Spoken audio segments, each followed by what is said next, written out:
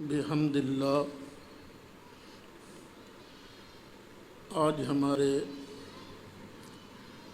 دورہ تفسیر کا 41واں سبق ہے۔ سورہ بقرہ کی آیت نمبر 148۔ جب تحویل قبلہ ہوا تو اللہ فرماتا ہے وَلِكُلٍّ وِجْهَةٌ، ہر ایک کے لیے توجہ کی ایک سمت ہوتی ہے، ہر ایک کی کوئی نہ کوئی جائے توجہ ہے، جسے قبلہ کہتے ہیں۔ یہودیوں کا بھی قبلہ ہے، عیسائیوں کا بھی قبلہ ہے، تو مسلمانوں تمہارا بھی تو قبلہ چاہیے نا۔ تم سب سے افضل امت ہو، ملت ابراہیمی پر ہو، تو جو کعبہ ابراہیم علیہ السلام نے بنایا وہ کعبہ ہم نے تمہارے لیے وجہ بنا دیا۔ ہر ایک کا کوئی نہ کوئی وجہ ہوتا ہے جدھر وہ منہ کرتا ہے۔ فاستبقوا الخیرات، تو تم ادھر ادھر کی بحثوں میں مت پڑو، آپس میں مقابلہ کرو، سبقت حاصل کرو خیرات میں، نیکیوں میں۔ یہ کون نیکیاں زیادہ کرتا ہے، کون اچھے کام زیادہ کرتا ہے۔ اسی آیت کی تفسیر میں حضرت علامہ سید محمود آلوسی بغدادی انہوں نے ایک قول نقل کیا ہے جس کی طرف میں نے کل اشارہ کیا تھا، اور وہ قول نقل کیا ہے قیلہ کہہ کر، یعنی کوئی حدیث مرفوع نہیں، بعض لوگوں نے کہا ہے، یعنی کوئی نہ مانے گا تو اس کے ایمان کی خرابی نہیں ہوگی، لیکن نقل کیا کیا ہے وہ سن لو۔ المراد بها ان لكل احد قبلۃ، کہ مراد اس سے یہ ہے کہ ہر ایک کا کوئی نہ کوئی قبلہ ہے۔ فقبلۃ المقربین العرش، جو اللہ تعالیٰ کے مقرب فرشتے ہیں ان کا قبلہ ہے عرش۔ والروحانیین الکرسی، فرشتوں میں ایک قسم ہے روحانیین کی، ان کا قبلہ ہے کرسی۔ والکروبین البیت المعمور، اور ایک فرشتوں کی جماعت ہے جسے کہتے ہیں کروبی۔ وہ شاید علامہ اقبال کا ایک فرشتہ ہے، ایک شعر ہے، وہ جس کا آخری مصرع ہے ورنہ طاعت کے لیے کچھ کم نہ تھے کروبیاں، درد دل کے واسطے پیدا کیا انسان کو۔ تو یہ جو فرشتے ہیں نا، ان کا قبلہ ہے بیت المعمور۔ کروبیین جو ہیں ان کا قبلہ کیا ہے؟ بیت المعمور۔ والانبیاء قبلہ کا بیت المقدس، اور محبوب جو تجھ سے پہلے نبی ہوئے ہیں ان کا قبلہ تھا بیت المقدس۔ وقبلتوں کا الکعبہ،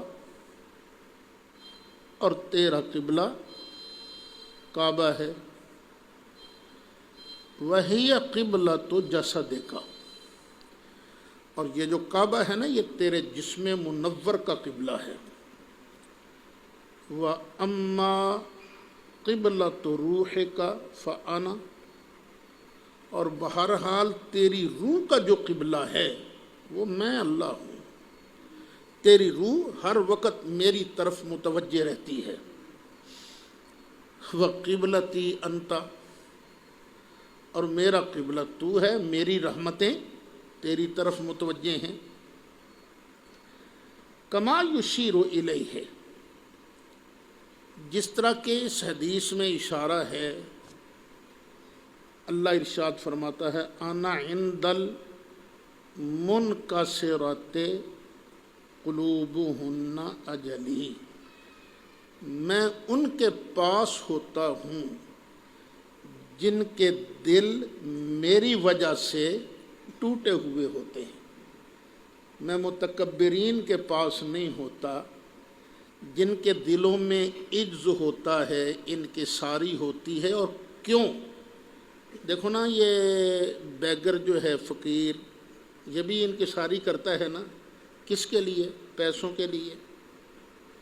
وہ اللہ کے لیے نہیں، اپنی روزی کے لیے، ستہ خیران جناب مہربانی، عاجزی کرتا ہے۔ تو بندے کو سوچنا چاہیے میں بھی تو محتاج ہوں نا کسی کا۔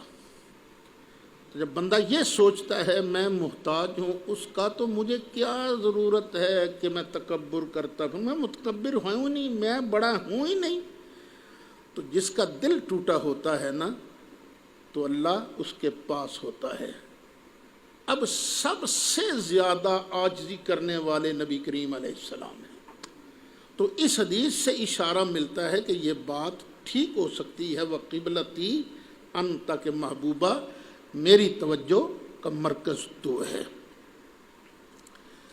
أَيْنَمَا تَكُونُوا يَأْتِ بِكُمُ اللَّهُ جَمِيعًا، تم جہاں کہیں بھی ہوو گے اللہ تم سب کو جمع کرے گا، لے کے آئے گا تم سب کو ایک جگہ۔ ان اللہ علی کل شیء قدیر، بے شک اللہ جو چاہے کر سکتا ہے۔ ومن حیث خرجت،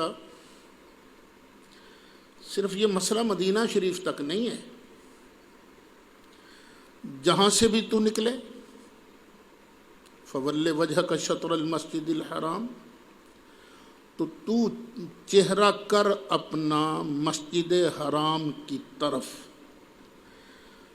کل بھی میں نے عرض کیا تھا کہ جو لوگ مکہ شریف میں رہتے ہیں، جن کو کعبہ نظر آتا ہے، جن کو پتہ ہے کعبہ کی ڈائریکشن ادھر ہے، ان پر فرض ہے کہ عین کعبہ کی طرف منہ کر کے نماز پڑھیں۔ اور جن کے سامنے نہیں ہوتا وہ پھر اپنی رخ ادھر کر لیں مسجد حرام کی، یہاں کعبہ کا لفظ نہیں ہے، فول وجہک شطر المسجد الحرام۔ اب پتہ نہیں ہماری سیدھی ڈائریکشن کعبے تک کس کی ہوتی ہے کس کی نہیں ہوتی، کیوں؟ لیکن مسجد حرام اور وہ فضا جو ہے بس ادھر منہ کرو۔ وَإِنَّهُ لَلْحَقُّ مِن رَبِّكَ، اور بے شک یہ حق ہے، سچ ہے تیرے رب کی طرف سے۔ تورات میں بھی ذکر تھا، انجیل میں بھی ذکر تھا کہ آخر الزمان کے نبی جو ہیں وہ صاحب قبلتین ہوں گے، ان کا قبلہ چینج ہوگا۔ تو تحویل قبلہ پر کسی شک میں نہ پڑو، یہ تمہارے رب کی طرف سے بالکل حق ہے، سچ ہے۔ وَمَا اللَّهُ بِغَافِلٍ عَمَّا تَعْمَلُونَ، اور اللہ تعالیٰ جو تم کرتے ہو اس سے غافل نہیں ہے۔ اچھا کام کرو گے تب بھی اللہ کو پتہ ہے، برا کام کرو گے تب بھی اللہ کو پتہ ہے۔ وَمِنْ حَيْثُ خَرَجْتَ، اور تم جہاں سے بھی چلو، فَوَلِّ وَجْهَكَ شَطْرَ الْمَسْجِدِ الْحَرَامِ، تو اپنا چہرہ مسجد حرام کی طرف کرو جہاں بھی ہو۔ دہرایا جا رہا ہے تاکید کے لیے۔ وحیث ما کنتم، تم جہاں پر بھی ہو وہ، فولوا وجوہکم شطرہ، تو اپنا چہرہ اسی سائیڈ پر کرو۔ سواری پر ہو تو بھی چہرہ ادھر کرو، جہاں بھی تم ہو وہ، تو تم نے اپنا چہرہ کدھر کرنا ہے؟ ادھر۔ کیوں؟ لِأَلَّا يَكُونَ لِلنَّاسِ عَلَيْكُمْ حُجَّةٌ، تاکہ نہ ہوئے لوگوں کے لیے تم پر کوئی حجت، لوگوں کے پاس تمہارے خلاف کوئی دلیل باقی نہ رہے۔ کیونکہ یہودی اور عیسائی کہہ سکتے تھے ہمارے پاس تو نبی آخر الزمان کی نشانی یہ ہے کہ وہ تحویل قبلہ ہوگا، وہ قبلتین کا نبی ہوگا، تو ان کا تو قبلہ وہ پرانا ہی ہے، یہ تو دو قبلوں والا نبی نہیں ہے، اس لیے ہم اس کو نبی نہیں مانتے، تاکہ لوگوں کو تمہارے خلاف دلیل نہ ملے۔ اِلَّا الَّذِينَ ظَلَمُوا مِنْهُمْ، ہاں مگر وہ لوگ جو ان میں سے ظلم کریں، نا انصافی کریں، وہ ضرور خام خواہ کٹ و جتی کریں گے، اس نبی کا کیا اعتبار ہے جی، پہلے کسی کو قبلہ بنا لیا اب دوسرا قبلہ بنا لیا۔ اللہ کہتا فَلَا تَخْشَوْهُمْ، مت ڈرو ان سے۔ ان سے ڈرنا کیا ہوا؟ وَخْشَوْنِي، صرف مجھ سے ڈرو، ان سے نہ ڈرو، ان کے لیے میں کافی ہوں، صرف مجھ سے ڈرو۔ وَلِأُتِمَّ نِعْمَتِي عَلَيْكُمْ، اور میں نے قبلہ اس لیے تبدیل کیا ہے تاکہ میں تام کر دوں، پوری کر دوں اپنی نعمت تم پر، وَلَعَلَّكُمْ تَهْتَدُونَ، اور تاکہ تم ہدایت پا جاؤ۔ ہدایت کس چیز کا نام ہے؟ اللہ تعالیٰ کے حکم کی تابع داری کا، تعمیل کا۔ بندہ کوئی بحث نہ کرے کہ کیوں ہے جی، نہ، بندے کا کیا کام ہے؟ جو مالک ہے اپنی ملکیت میں جو چیز ہے اس میں جو چاہے تصرف کرے، کسی کو کیا حق ہے؟ نہیں، ہم بندے ہیں، وہ مالک ہے ہمارا، ہم عبد ہیں، وہ معبود ہے، وہ جو چاہے وہ کر سکتا ہے، ہمیں چون و چرا کی کوئی گنجائش نہیں۔ اللہ ہمیں عادی بنانا چاہتا ہے ہدایت کا، اسی کا نام ہدایت ہے تاکہ تم ہدایت پا جاؤ۔ کما ارسلنا فیکم رسولا منکم، دیکھو جس طرح ہم نے تم میں ایک شان والا رسول بھیج کر احسان کیا، اسی طرح ہم نے اس کعبہ کو قبلہ بنا کر تم پر احسان کیا۔ جس طرح کہ ہم نے بھیجا تم میں رسول شان والا، منکم، تم ہی میں سے، اوپرا رسول نہیں ہے، تم ہی میں سے ہے۔ یہ کرتا کیا ہے؟ یتلو علیکم آیاتنا، تلاوت فرماتا ہے تم پر ہماری آیتیں، ویزکیکم، اور یہ تمہیں پاک کرتا ہے، وَيُعَلِّمُكُمُ الْكِتَابَ، اور تمہیں تعلیم دیتا ہے کتاب کی، کتاب کا مطلب سمجھاتا ہے، وَالْحِكْمَةَ، اور حکمت کی۔ یہ آیت پہلے بھی گزر چکی ہے نا، ملتی جلتی، دعائے ابراہیمی جو ہے اس میں، اور آگے الفاظ قابل، وَيُعَلِّمُكُمْ، اور تمہیں وہ تعلیم فرماتا ہے، ما لم تکونوا تعلمون، جس کا تمہیں علم نہیں تھا، جو چیز تم نہیں جانتے تھے، یہ محبوب تم کو اس کی تعلیم دیتا ہے۔ یہ آیت کریمہ یہ پڑھی جاتی ہے اس وقت جب ہم نبی مکرم شفیع معظم جان دو عالم صلی اللہ علیہ وسلم کا علم غیب ثابت کرتے ہیں نا ایک آیت پڑھ کر۔ وہ آیت کون سی ہے؟ یہ نکالو، سورۃ نساء آیت نمبر 13، 5واں پارہ۔ یہ ہے نا وَأَنزَلَ اللَّهُ عَلَيْكَ الْكِتَابَ وَالْحِكْمَةَ، اور اللہ نے نازل فرمائی تم پر کتاب اور حکمت، وَعَلَّمَكَ، اور تمہیں علم دے دیا، کس کا؟ ما لم تکن تعلم، جو بھی تو نہیں جانتا تھا اللہ نے سب کچھ تمہیں سکھا دیا۔ یہ دیکھ لیا آیت کریمہ۔ تو یہاں سوال کیا جاتا ہے تمہاری یہ تفسیر غلط ہے، تم جو یہاں سے نبی کریم علیہ السلام کا علم غیب ثابت کرنے لگتے ہو کہ جو کچھ بھی سرکار نہیں جانتے تھے وہ اللہ نے نبی پاک کو سکھا دیا، وہ غلط ہے۔ کیوں؟ پھر تو ہر صحابی کے لیے علم غیب آننا پڑے گا۔ دیکھو لفظ صاحب وَيُعَلِّمُكُمْ، اور یہ محبوب تعلیم دیتا ہے تم کو، کس کی؟ ما لم تکونوا تعلمون، ہر اس چیز کی جو تم نہیں جانتے تھے۔ اس کا مطلب ہے نبی کا علم اور صحابہ کا علم برابر ہو گیا۔ جو کچھ نبی نہیں جانتے تھے اللہ نے سکھایا، جو کچھ صحابہ نہیں جانتے تھے وہ نبی کریم علیہ السلام نے سکھایا۔ تو یہ آیت پڑھ کر وہ ہماری دلیل کو توڑنے کی کوشش کرتے ہیں، لیکن دلیل ٹوٹے تو تب جب ہمارے بزرگ قرآن کریم کا مطلب نہ جانتے ہوں۔ تو انہوں نے بھی سارا قرآن اللہ کی رضا کے لیے ہی پڑھا ہے نا۔ اب ذرا فرق دیکھنا، علامہ کا ما لم تکن تعلم، یہاں سکھانے والا کون ہے؟ اللہ۔ پڑھانے والا کون ہے؟ اللہ۔ پڑھنے والے کون ہیں؟ نبی کریم علیہ السلام۔ یہ تو آپ کو پتہ ہی ہے نا، شاگرد میں فرق ہوتا ہے، استاد میں فرق ہوتا ہے نا فرق۔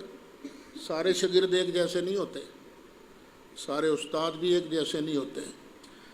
اور نبی کریم علیہ السلام کا استاد کون ہے؟ اللہ۔ صحابہ کا استاد کون ہے؟ نبی کریم علیہ السلام۔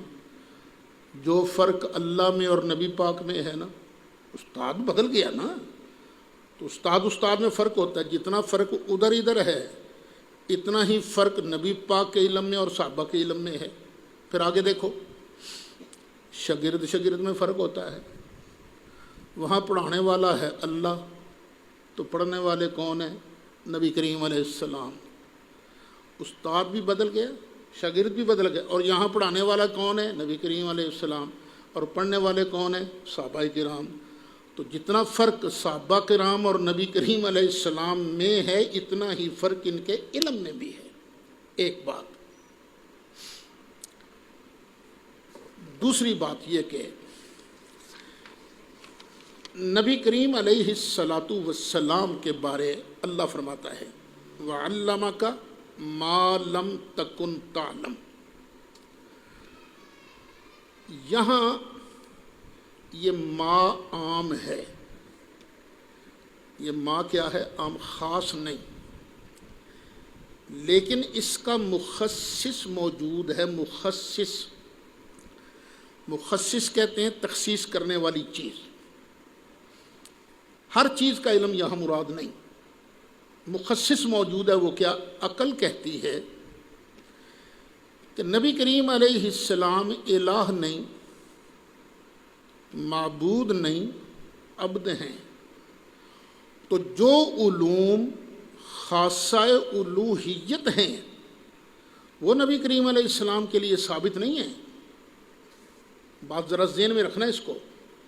ہم سرکار کے لیے کون سے علوم مانتے ہیں؟ جن کا تعلق مخلوق کے ساتھ ہے، اور وہ علوم جو مخصوص ہیں الوہیت کے ساتھ، وہ چیز نہیں سرکار کو حاصل، اس چیز کا علم نہیں۔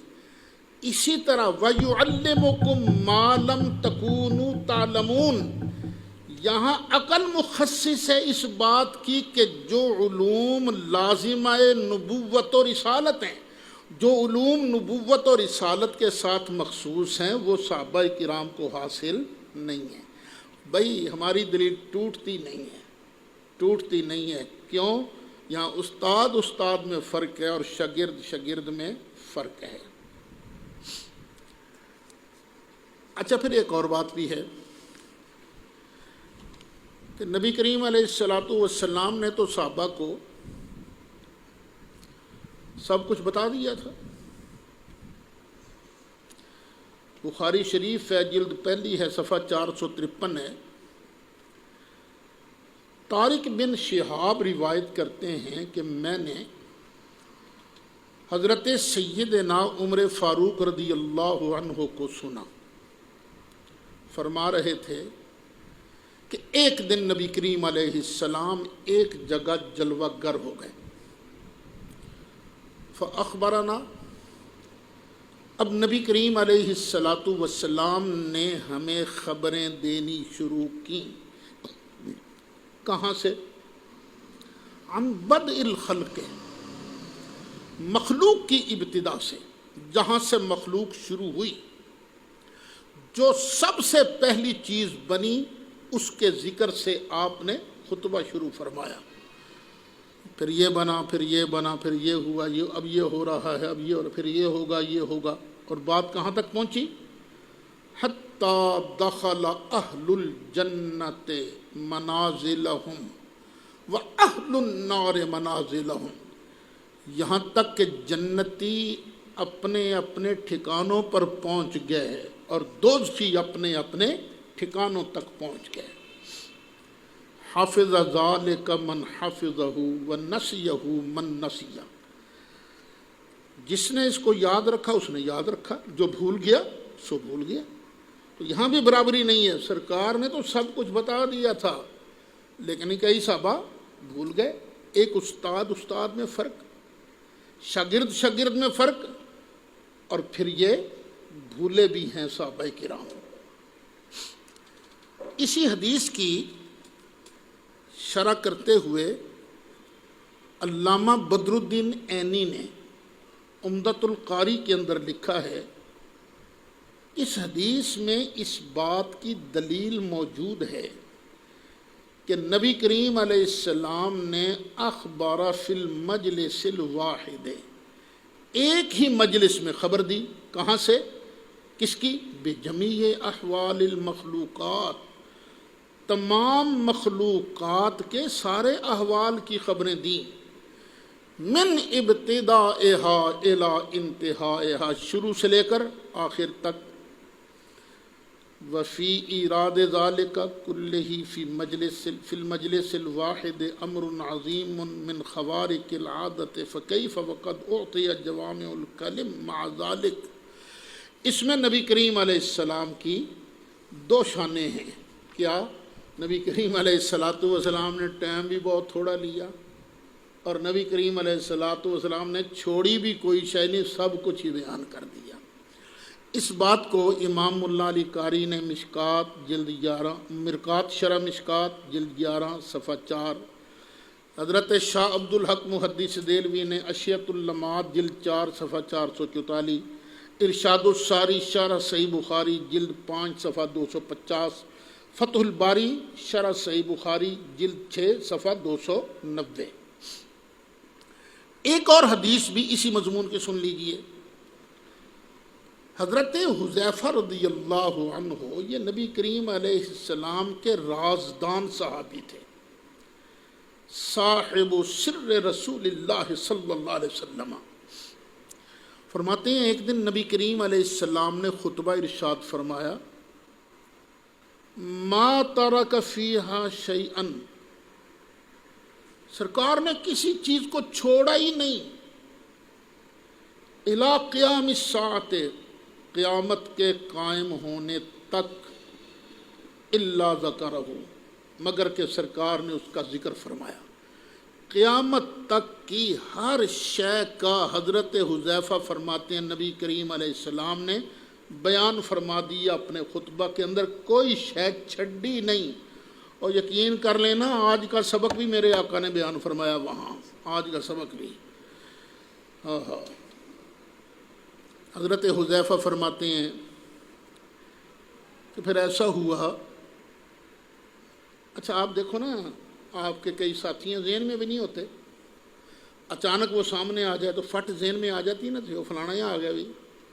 تو فرماتے ہیں کہ میں کسی چیز کو دیکھ لیتا نا جس کو میں پہلے بھول چکا تھا، تو میں اس کو اس طرح پہچان لیتا جس طرح کوئی مرد کی نگاہوں سے اوجھل ہو جائے، پھر کبھی اس کو دیکھے تو پہچان لے. یہ بھی بخاری شریف ہے، جلد 2 ہے، صفحہ 977 ہے. اسی حدیث پر، یہ حضرت عمر والی حدیث، یہ حضرت حذیفہ والی نہیں، حضرت عمر بن خطاب رضی اللہ عنہ کی حدیث پر ایک مشہور غیر مقلد عالم ہیں علامہ عبدالحی، انہوں نے جو لکھا ہے وہ بھی سن لیجئے. وہ کہتے ہیں عمر بن خطاب کہتے ہیں حضرت صلی اللہ علیہ وسلم نے کھڑے ہو کر ہم کو خبر دی ابتدائے خلق سے تا داخل ہونے اہل جنت کے جنت میں اور اہل دوزخ کے دوزخ میں. یاد رکھنے والے نے اس کو یاد رکھا اور بھولنے والا بھول گیا. یہ حدیث بخاری میں ہے اور معجزہ ہے رسول خدا صلی اللہ علیہ وسلم کا. ذرا سے وقت میں سارا حال عالم کا ابتدائے خلق سے تا فنا بعث بیان فرما دیا. ایک حدیث میں فرمایا ہے کہ صبح سے زور تک، زور سے عصر تک، عصر سے مغرب تک خطبہ پڑھا، ما کانا اور ما یکونوں سے خبر دی. اتنے بڑے حالات کے بیان کے لیے یہ وقت بھی بہت تھوڑا ہے. کتاب کا نام ہے حدیث الغاشیہ، صفحہ نمبر 12. نواب صدیق حسن صاحب کی کتاب ہے نا شمامۃ العنبریہ، اس کے ساتھ یہ چھپی ہوئی ملتی ہے حدیث الغاشیہ. تسلی ہو گئی نا کہ وَيُعَلِّمُكُم مَّا لَمْ تَكُونُوا تَعْلَمُونَ پڑھ کے وہ علامہ کا مَا لَمْ تَكُن تَعْلَم ہماری دلیل ٹوٹتی نہیں ہے. آگے اللہ ارشاد فرماتا ہے فَاذْكُرُونِي أَذْكُرْكُمْ، تم مجھے یاد کرو میں تمہیں یاد کروں گا. تم میرا ذکر کرو میں تمہارا ذکر کروں گا. کیا بات ہے، کیا کرم نوازی ہے اس کی. تم میرا ذکر کرو میں تمہارا ذکر کروں گا. وَاشْكُرُوا لِي، اور میرا شکر ادا کرو. وَلَا تَكْفُرُونَ، اور ناشکری نہ کرو. اچھا، کفر جو ہے جب ایمان کے مقابلے پر آئے نا، اس کا معنی ہوتا ہے بے ایمانی، اور اگر کفر شکر کے مقابلے میں آئے تو اس کا معنی ہوتا ہے ناشکری. میرا شکر کرو میری ناشکری نہ کرو. فَاذْكُرُونِي أَذْكُرْكُمْ، ایک بڑے مشہور تابعی ہیں ابو عثمان نہدی، وہ فرماتے ہیں مجھے پتہ چل جاتا ہے میرا اللہ مجھے کب یاد کرتا ہے. مجھے آپ کو کیسے پتہ چلتا ہے کہ اللہ آپ کو کب یاد کرتا ہے؟ فرمایا اللہ نے کہا نہیں تم مجھے یاد کرو میں تمہیں یاد کروں گا. تو جب میں یاد کرتا ہوں مجھے پتہ چلتا ہے اللہ بھی اس وقت مجھے یاد کر رہا ہے، اللہ بھی مجھے یاد کر رہا ہے. پھر ایک اور حدیث شریف ہے، حدیث قدسی ہے، انا عند ظن عبدی بی، میں اپنے بندے کے گمان کے مطابق ہی سلوک کرتا ہوں. وَأَنَا مَعَهُ إِذَا ذَكَرَنِي، اور میں اس کے ساتھ ہی ہوتا ہوں جب وہ مجھے یاد کرتا ہے. یعنی میری رحمت اس کے ساتھ ہوتی ہے جب وہ مجھے یاد کرتا ہے. یہاں ایک بات یاد رکھنے والی ہے، اللہ کے ذکر سے مطلب مراد کیا ہے؟ کہ دل میں اللہ ہو. دل میں صرف زبان سے اللہ اللہ اللہ اللہ کرتا رہے، فائدے سے خالی نہیں. چلو ایک حصہ تو وہ زبان جو ہے جسم کا ایک حصہ تو اللہ کی طرف مشغول ہے نا، لیکن اصل ذکر کیا ہے کہ بندے کے دل میں اللہ ہو. دکان پر بیٹھا ہے دل میں اللہ ہو، مسجد میں آیا تو دل میں اللہ ہو. جس جگہ بھی جائے، بیوی بچوں میں بیٹھے تو دل میں اللہ ہو۔ اصل ذکر کا مطلب یہ ہے۔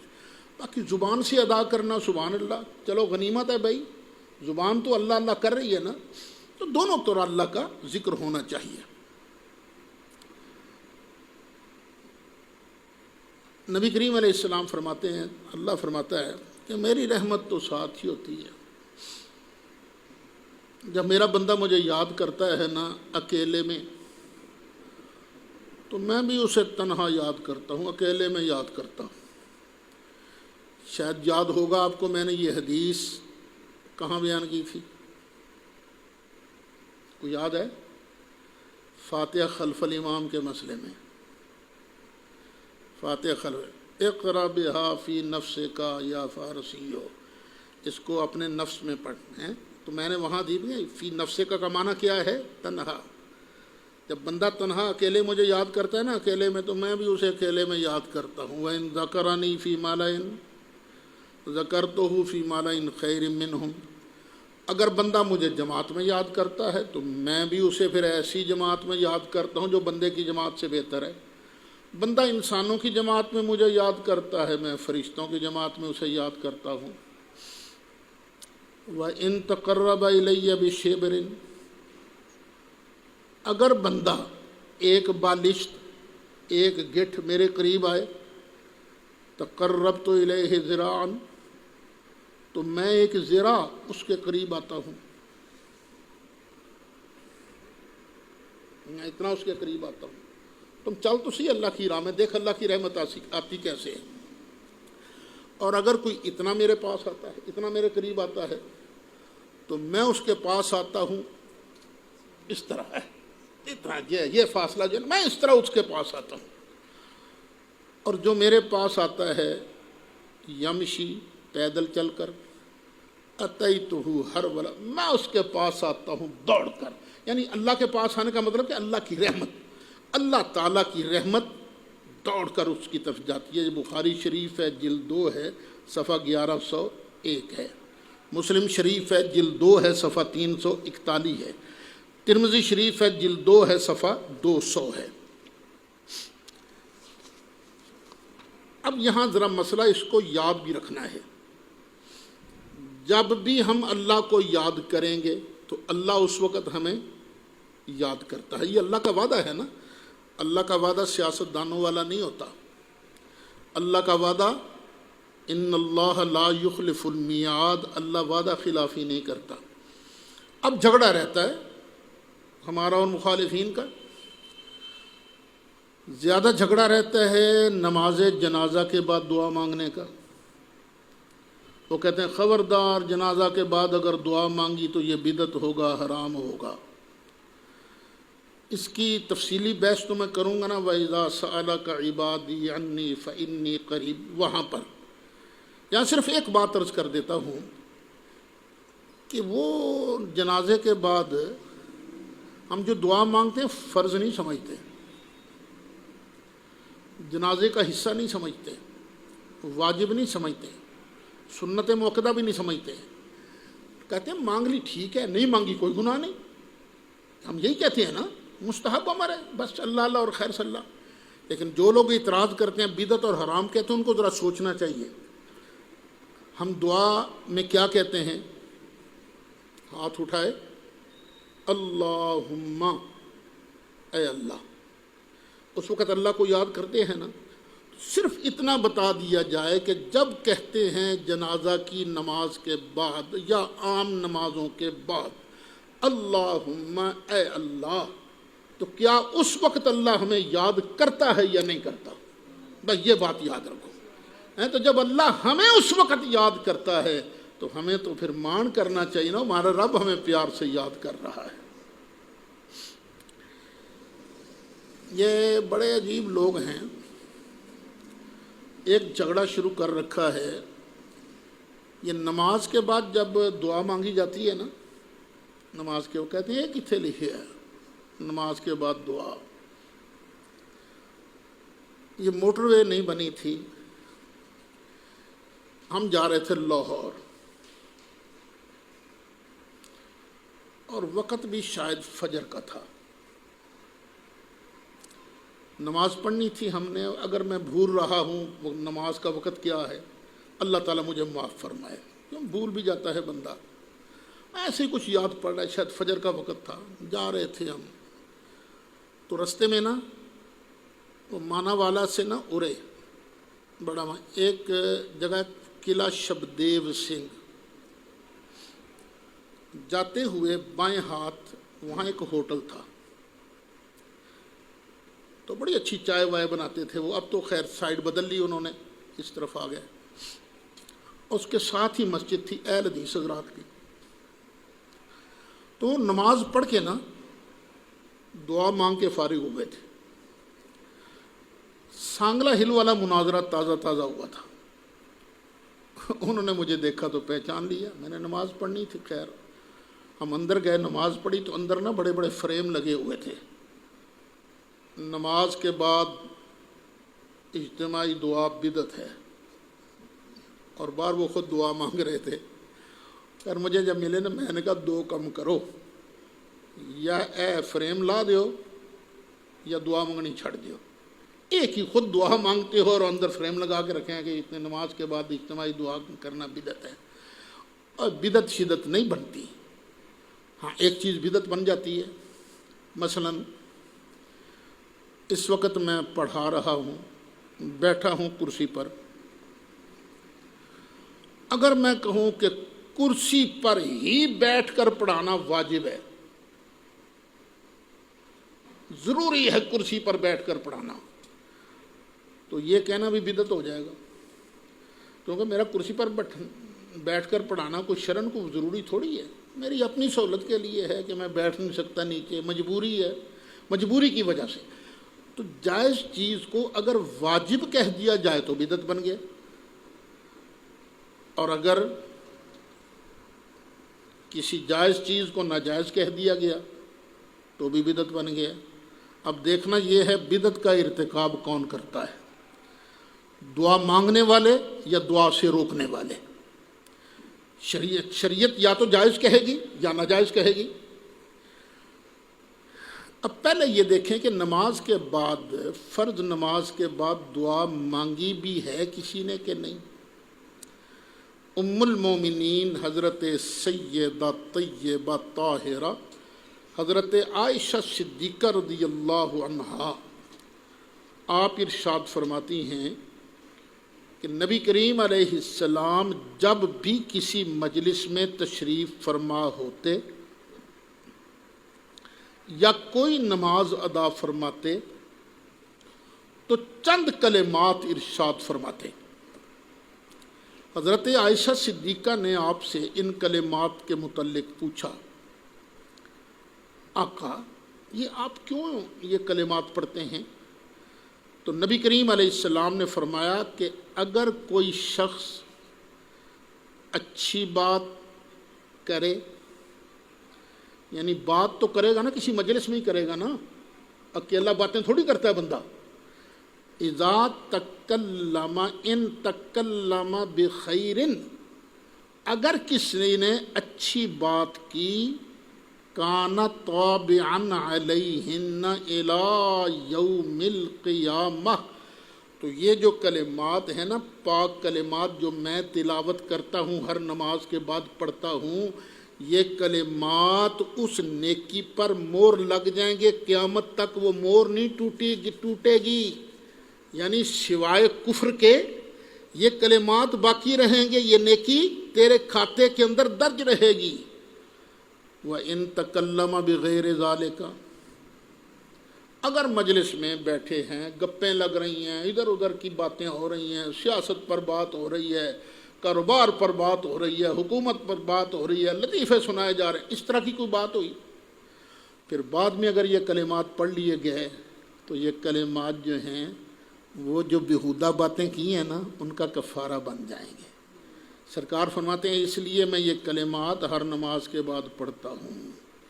وہ کلمات کیا ہیں؟ سبحانک اللہم و بحمدک استغفرک و اتوب الیہ، نسائی شریف ہے، جلد پہلی ہے، صفحہ 150 ہے۔ اس حدیث سے پتہ کیا چلا کہ نبی کریم علیہ الصلاۃ والسلام فرض نماز کے بعد دعا مانگا کرتے تھے۔ دوسری حدیث سن لیں، حضرت سیدہ طیبہ طاہرہ عائشہ صدیقہ ایک واقعہ ذکر کرتی ہیں، اس کے بعد فرماتی ہیں فما صلی بعد یومئذ، اس دن کے بعد سے جب بھی سرکار نے نماز پڑھی، الا قال فی دبر الصلاۃ، تو نماز کے بعد سرکار نے یوں ضرور کہا رب جبریل و میکائیل و اسرافیل اعذنی من حر النار و عذاب القبر، اے جبریل کے رب، اے میکائیل کے رب، اے اسرافیل کے رب، مجھے جہنم کی عذاب سے، جہنم کی گرمی سے اور قبر کے عذاب سے بچا لے۔ دیکھ لو اس دعا سے ایک نتیجہ کیا نکلا، سرکار دعا کیا مانگ رہے ہیں، سیدھا بھی کہہ سکتے ہیں اے میرے رب، لیکن کیا کہا رب جبریل، اے وہ ذات جس نے جبریل کو پیدا کیا ہے، وہ میکائیل جس نے میکائیل کو پیدا کیا ہے، وہ اسرافیل اور جس نے اسرافیل کو پیدا کیا ہے۔ ایک تو درس توحید ملتا ہے ہمیں کہ ساری کائنات کا مالک خالق اللہ، جبریل جیسے فرشتے کو بھی پیدا کرنے والا اللہ ہے۔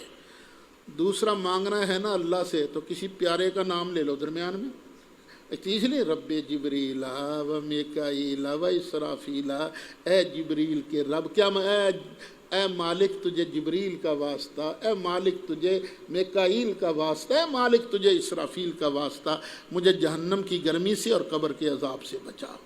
یہ بھی نسائی شریف ہے، جلد 1 ہے، صفحہ 151 ہے۔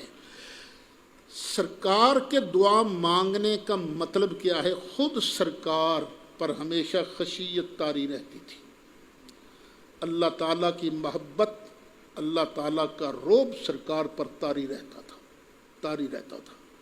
ہم کیا چیزیں، ہم تو بہت نیچے کے درجے کے لوگ ہیں، ہمیں بھی اللہ سے ڈرتے رہنا چاہیے، ہمیں بھی اللہ سے دعا مانگتے رہنا چاہیے۔ سرکار جب دعا مانگتے ہیں تو ہم کون ہیں؟ دوسرا، سرکار یہ امت کو تعلیم دے رہے ہیں، او میرے امتیو، اللہ سے بے نیاز نہیں ہونا، ہر وقت اللہ کے محتاج ہیں ہم لوگ، اس لیے اللہ کی بارگاہ میں یہ دعا مانگتے رہا کرو۔ نسائی شریف میں ایک اور حدیث ہے، ایک صحابی ہیں جن کا نام ہے ابی بکرہ، ایک ہیں ابو بکر، ایک ہیں ابو بکرہ، ان کے بیٹے ہیں مسلم۔ وہ کہتے ہیں کہ میرے ابا جان ہر نماز کے بعد دعا مانگتے تھے، اللہم انی اعوذ بک من الکفر والفقر وعذاب القبر، فقلت اقولہن، کہ میرے ابا جان یہ دعا مانگا کرتے تھے، اے اللہ میں تیری پناہ میں آتا ہوں کفر سے، محتاجی سے، قبر کے عذاب سے۔ تو میں نے بھی پھر ان کلمات کو نا اپنے ابا جان سے سن کرنا کہنا شروع کر دیا۔ ایک دن میرے ابا جان نے مجھے پڑھتے سن لیا، فقالا بھی، تو میرے ابا جان نے کہا اے بنیا امن اخذت ھذا، اور تو نے یہ دعا کہاں سے سیکھی ہے؟ کیونکہ دعا تو وہ خود پڑھتے تھے نا، تو نے کہاں سے سیکھی ہے؟ قلت عنک، تو میں نے عرض کی ابا جان میں نے تو آپ سے سیکھی ہے۔ تو قالا، فرمایا انہوں نے، ان رسول اللہ صلی اللہ علیہ وسلم کان یقولہن فی دبر الصلوات، کہ نبی کریم علیہ السلام یہ الفاظ نمازوں کے بعد میں ادا کرتے تھے، یہ دعا مانگا کرتے تھے۔ پتہ چلا نماز کے بعد دعا مانگنا یہ نبی کریم علیہ السلام کی سنت مبارکہ ہے۔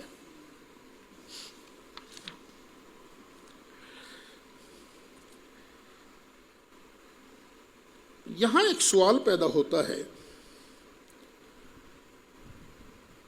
سرکار ہر نماز کے بعد دعا مانگا کرتا، آپ تو فرض نمازوں کے بعد دعا مانگتے ہو، پیچھے فرض نماز کا ذکر تو کوئی نہیں آیا نا۔ ہم کہتے چلو جی ہم دوسری حدیث پڑھ دیتے ہیں۔ نبی کریم علیہ السلام سے پوچھا گیا ای الدعاء اسمع، آقا کون سی دعا جلدی قبول ہوتی ہے؟ قال جوف اللیل الاخر، فرمایا وہ جو رات کے آخری پہر کے درمیان میں پڑھی کی مانگی جاتی ہے نا دعا، ایک وہ دبر الصلاۃ المکتوبہ، اور جو فرض نماز کے بعد دعا مانگی جاتی ہے نا وہ جلدی قبول ہوتی ہے فرض نماز کے بعد۔ مشکات شریف میں حدیث موجود ہے، صفحہ 99، باب الذکر بعد الصلاۃ، ترمذی شریف جلد 2 صفحہ 188، کتاب الدعوات۔ ایک اور حدیث شریف سن لیجئے۔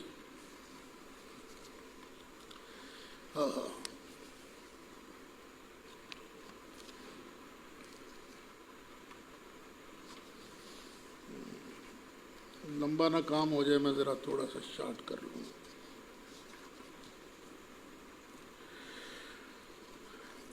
یہ جو کہا جاتا ہے نا کہ انفرادی دعا تو مانگی جا سکتی ہے، اجتماعی دعا جو ہے یہ نہیں مانگی جا سکتی، اس پر بھی نبی کریم علیہ السلام کا فرمان ذیشان پیش کر دیتے ہیں، وَمَجْتَمَعَ قَوْمٌ فِي بَيْتٍ مِّن بُيُوتِ اللَّهِ، اللہ کے کسی گھر میں اگر کچھ لوگ جمع ہو جائیں، خود سوچنا ہم کہاں بیٹھے ہیں، اور وہ وہاں بیٹھ کر یتلون کتاب اللہ، اللہ کی کتاب کی تلاوت کریں، وَيَتَدَارَسُونَهُ، اور ایک دوسرے کو اس کا درس دیں، جس طرح ہم کر رہے ہیں نا، یتدارسونہ بینہم، آپس میں ایک دوسرے کو قرآن سکھائیں، سیکھیں، الا نزلت علیہم السکینہ، تو ان پر سکینت نازل ہوتی ہے، سکینت نازل ہوتی ہے، وغشیتہم الرحمہ، ان کو اللہ کی رحمت ڈھانپ لیتی ہے۔ جب مل کر اللہ اللہ کرتے ہو نا، قرآن کی تلاوت کرتے ہو، قرآن ایک دوسرے کو سکھاتے ہو، تو اللہ کی رحمت ڈھانپ لیتی ہے، چھا جاتی ہے۔ وحفتہم الملائکۃ، فرشتے ان کو گھیرے میں لے لیتے ہیں، رحمت کے گھیرے میں فرشتے لے لیتے ہیں۔ وذکرہم اللہ فی من عندہ، اور جو اللہ کے مقرب فرشتے ہیں نا، ان کے پاس اللہ ان لوگوں کا ذکر کرتا ہے جو کٹھے ہو کر رب رب کر رہے ہوتے ہیں، اللہ کو یاد کر رہے ہوتے ہیں، قرآن کی تلاوت کر رہے ہوتے ہیں، درس قرآن دے رہے ہوتے ہیں، اللہ ان کا ذکر کرتا ہے اپنے مقرب فرشتوں کے پاس۔ وَمَنْ بَطَّأَ بِهِ عَمَلُهُ لَمْ يُسْرِعْ بِهِ نَسَبُهُ، اور جس بندے کو اس کے عمل نے پیچھے دھکیل دیا، اس کا نسب اس کو آگے نہیں لے جا سکتا۔ یاد رکھنا اس بات کو، کبھی فخر نہ کرنا کہ میرا باپ دادا ایسا تھا، وہ بڑا نیک تھا تو میں بھی پہنچ جانا ہے، نہ، تم خود کیا ہو یہ سوچو۔ ہاں اگر میں اللہ کا شکر ادا کروں کہ میں قبلہ حضرت صاحب کا بیٹا ہوں تو یہ ٹھیک ہے، یا اللہ تیرا شکر ہے۔ اگر میں صرف اسی مان پر ہوں، میں قبلہ حضرت صاحب دا وڈا پتر ہاں، ہوں میں پاویں کچھ کرا نہ کرا میں تے بخشیا ہی جانا ہے، نہیں۔ من بطأ بہ عملہ لم یسرع بہ نسبہ، جس کو اس کے عمل نے پیچھے کر دیا اس کا نسب اسے آگے نہیں لے جا سکتا۔ یہ جتنے علماء کے بیٹے ہیں، جتنے مشائخ کے بیٹے ہیں، جتنے پیر زادے ہیں، جتنے سید زادے ہیں، ان کو اس حدیث پر عمل ضرور کرنا ہے، صرف اپنے نسب پر مان نہیں کرنا ہے۔ ہوتا ہے فضل اللہ کا، لیکن کب؟ جب عمل بھی کچھ ہو نا۔ اگر بالکل ہی بندہ عمل سے خالی ہو، ایمان سے خالی ہو، بد مذہب ہے، بے ایمان ہے، کہ شیعہ بھی تو سید کہلواتے ہیں نا اپنے آپ کو، جو حضرت ابو بکر کو گالیاں دیتے ہیں، تو ان کو ان کا نسب کوئی فائدہ نہیں دے گا۔ وہ قرآن پاک کی وہ صورت یاد کر لینا جب اللہ تعالیٰ نے حضرت نوح علیہ السلام سے ان کے بیٹے کے بارے میں فرمایا تھا، انہ لیس من اہلک، یہ تیرا ہے ہی نہیں۔ کیوں؟ اس کے عمل نے اسے پیچھے کر دیا تھا، تو نسب اس کو آگے لے کر نہیں گیا۔ یہ مسلم شریف جلد 2 صفحہ 345۔ ایک اور حدیث شریف سن لیجئے، نبی کریم علیہ السلام نے فرمایا لا یقعد قوم یذکرون اللہ، یہ بھی مسلم شریف کے اندر ہے، عز وجل، جب کچھ لوگ اللہ کے ذکر کے لیے جمع ہوتے ہیں، الا حفتہم الملائکۃ، فرشتے ان کو گھیرے میں لے لیتے ہیں، وغشیتہم الرحمہ، اور رحمت ان کو ڈھانپ لیتی ہے، ونزلت علیہم السکینہ، ان پر اللہ کی طرف سے تسکین نازل ہوتی ہے۔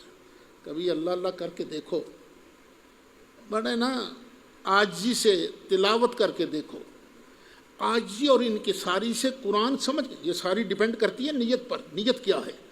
قرآن سمجھ کر دیکھو اس نیت سے کہ میرا اللہ راضی ہوگا، تمہارے دل کو کتنا چین ملتا ہے۔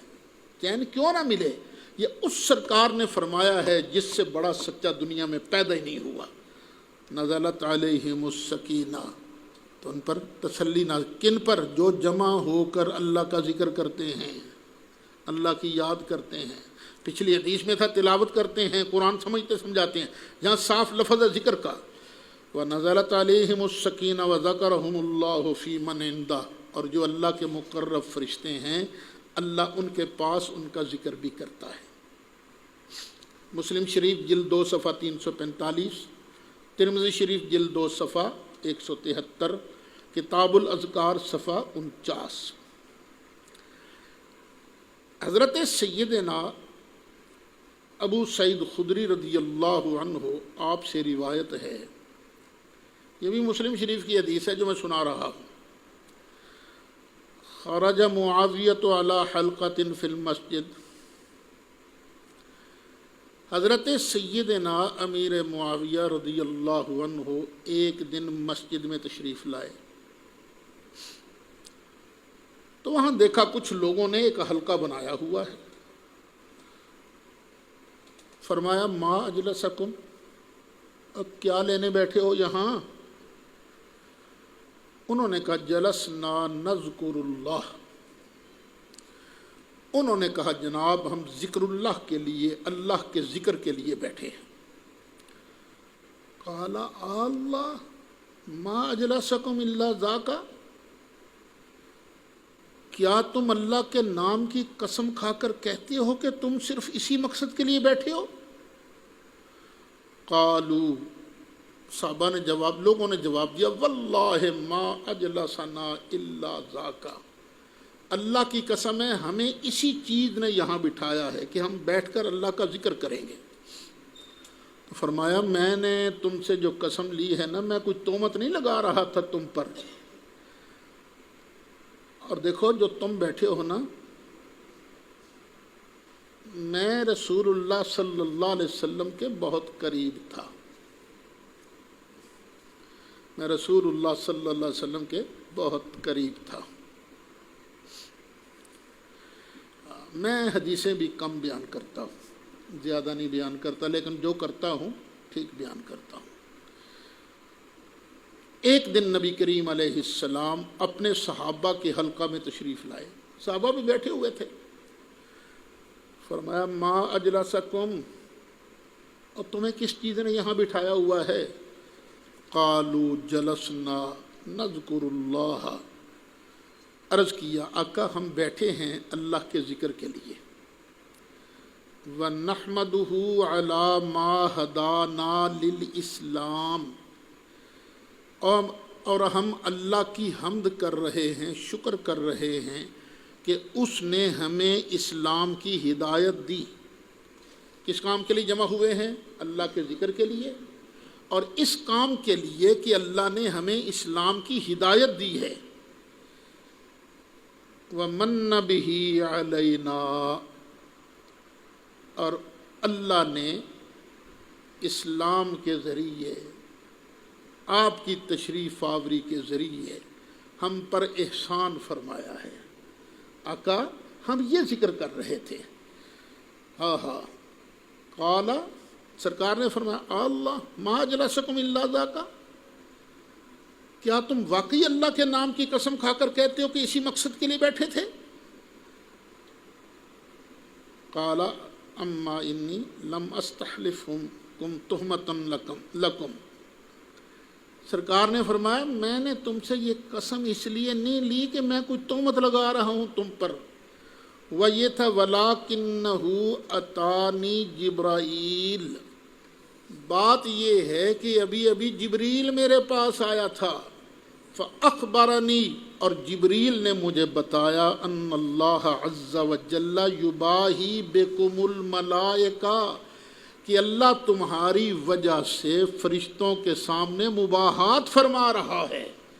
مباحات کہتے ہیں فخر کرنا، اللہ کہتا ہے اور تسی کہندے سو نا انہوں نے فساد کرنا ہے، اب دیکھو میرے محبوب کے صحابہ ہیں، میرا ذکر کر رہے ہیں، میری حمد کر رہے ہیں، اور میں نے جو ان پر احسان کیا ہے مصطفیٰ کو بھیج کر، دین اسلام کو دے کر، تو اس پر وہ اللہ کا شکریہ ادا کر رہے ہیں۔ یہ بھی مسلم شریف ہے، جلد 2 ہے، صفحہ 346 ہے۔ اب میں دعوت دوں گا ان ساتھیوں کو جن تک میری آواز جا رہی ہے اور وہ ہماری محافل میلاد جو ہیں اس پر اعتراض وغیرہ کرتے رہتے ہیں، ان حدیثوں پر ذرا غور کریں۔ دیکھو نیت جو ہے نا، ہمیں یہ ہماری نیت یا ہم جانتے ہیں یا ہمارا اللہ جانتا ہے۔ اگر ہماری نیت یہ ہو کہ ہم نے مل کر اللہ کا ذکر کرنا ہے، ہم نے مل کر اس کا شکریہ ادا کرنا ہے کہ اس نے اتنی شانوں والا محبوب ہمیں عطا کیا، اس کی نعت پڑھنی ہے، ان کا ذکر خیر کرنا ہے، تو بتاؤ ایسی محفل میلاد میں کیا تمہیں شک کیا ہے؟ ایسی محافل میلاد میں تمہیں اعتراض کیا ہے؟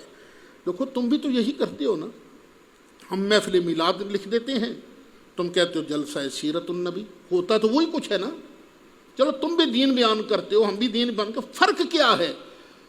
فرق جو ہے وہ پھر کبھی بتا دوں گا۔ ہم بیان کرتے ہیں، ہمارا جو مائک پر آنے والا بندہ ہے نا، ایک فرق یاد رکھنا، میں یہ کبھی نہیں کہتا کہ مائک پر آنے والا ہمارا ہر ساتھی بڑا اجل مولوی ہے، کئی پرلے درجے کے جاہل بھی ہوتے ہیں، آتا جاتا کچھ نہیں، من گھڑت روایتیں بھی پڑھ دیں گے، بلکہ کئی ایسے بھی شعر ہیں جو خود گھڑ کر بیان کر دیتے ہیں، پتہ ہے مجھے۔ اور میں یہ بھی نہیں کہتا کہ جو ہمارے مخالفین ہیں ان میں ہر بندہ سٹیج پر آنے والا جاہل ہی ہے، بڑے بڑے علامے بھی ہیں ان میں، لیکن ایک فرق ہے، ہمارا جو بھی بندہ سنی سٹیج پر آئے گا، مائک پر کھڑا ہوگا، خواہ گھڑ کے ہی بیان کرے گا وہ چیز جس میں پیاروں کی شان ہوگی، یہ فرق یاد رکھنا۔ اور وہ جو دوسرے ہیں ان کا علامۃ الدار بھی ہوگا نا، وہ کہے گا تھا تو اللہ کا محبوب ختم نبوت کا تاجدار، پر وہ پر لگا کر آگے ضرور چٹکی ضرور بھرے گا۔ یہ فرق ہے بھئی، ہم اللہ تعالیٰ کی حمد کرتے ہیں کہ اس نے اپنا محبوب ہمیں عطا کر کے دین اسلام دے کر ہم پر بہت بڑا احسان فرمایا ہے۔ ترمذی شریف کی ایک روایت ہے، نبی کریم علیہ السلام نے فرمایا اذا مررتم بریاض الجنہ فارتعوا، جب تم جنت کے باغات کے پاس سے گزرو نا تو باغات میں چر لیا کرو، یعنی باغات کا کچھ پھل کھا لیا کرو۔ قالوا، صحابہ نے عرض کیا وما ریاض الجنہ، یا رسول اللہ یہ جنت کے باغ ہیں کیا، کدھر ہیں یہ، ہم ان کا پھل کھایا کریں؟ تو فرمایا حلق الذکر، یہ جو ذکر الہی کے حلقے ہیں نا، یہ جنت کے باغات ہیں۔ فَإِنَّ لِلَّهِ تَعَالَى سَيَّارَاتٍ مِّنَ الْمَلَائِكَةِ يَطْلُبُونَ حِلَقَ الذِّكْرِ فَإِذَا أَتَوْا عَلَيْهِمْ حَفُّوا بِهِمْ، سرکار نے فرمایا اللہ تعالیٰ کے کچھ فرشتے ہیں جو چکر لگاتے رہتے ہیں، وہ دیکھتے رہتے ہیں ذکر الہی کا حلقہ کہاں ہے، جب وہ آ جاتے ہیں تو ان کے اندر پھر ان کے ارد گرد گھیرا ڈال لیتے ہیں۔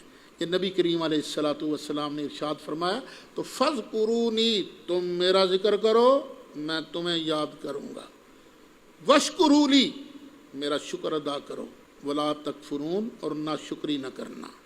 مولاي صل وسلم دائما ابدا على حبيبك خير الخلق كلهم